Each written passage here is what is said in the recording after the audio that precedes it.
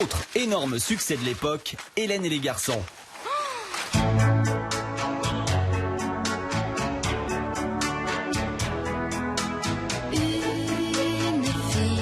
Qui n'a pas regardé Hélène et les garçons? Évidemment, moi ça me faisait rêver à l'époque. Je rêvais d'être dans le garage, d'aller à la cafette.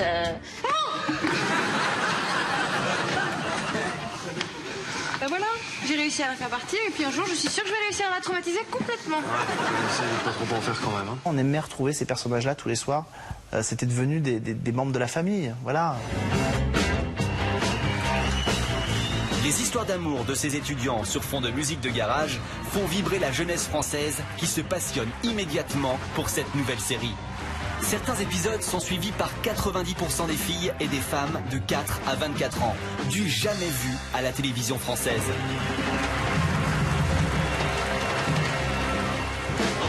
C'était Hélène Mania. Quand on est dedans, on se demande un peu pourquoi ça nous tombe dessus.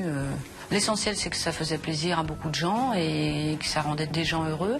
Et voilà, c'était le but en fait. Et qui s'attend à un tel succès? Si on a la recette du succès, on en fait tous les jours. Donc c'est toujours des choses inattendues.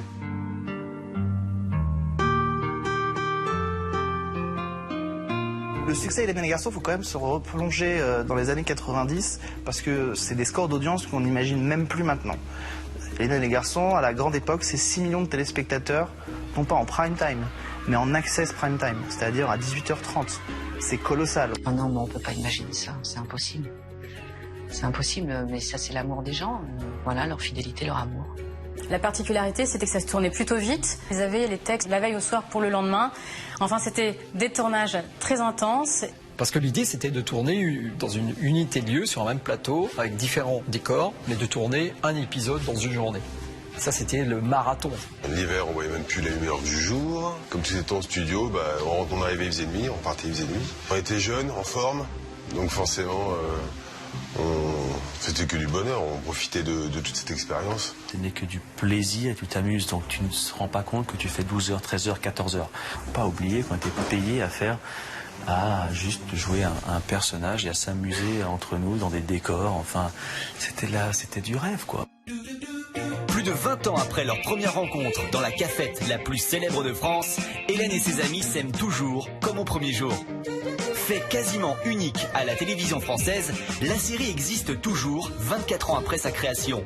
Le 3e spin-off, intitulé Les Mystères de l'amour, vient de fêter son 300e épisode.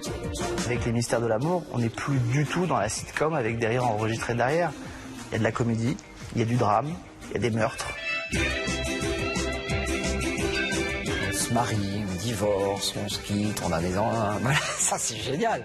Et peut-être un jour, il y aura Hélène à la maison de retraite. Ça va commencer à faire beaucoup. Mais pourquoi pas, qui vivra verra. Un succès incroyable qui déjà, dans les années 90, faisait enrager la concurrence.